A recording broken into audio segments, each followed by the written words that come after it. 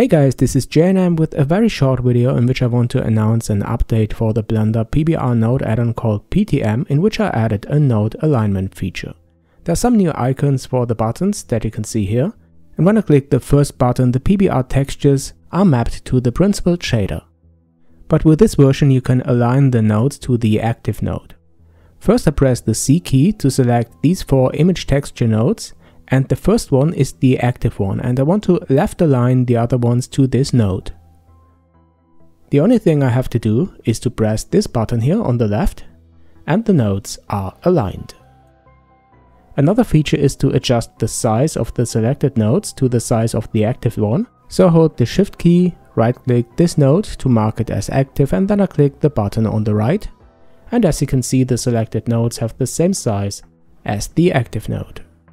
You can download the add-on for free from my GitHub here. The link is added to the description and the current version is 0.9.0.1.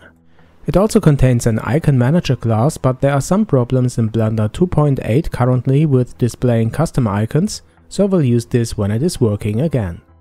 It would be great if you can tell me which features are important for you and that you want me to implement, so please add these to the comments below, so that I can take these into consideration in the development of the add-on.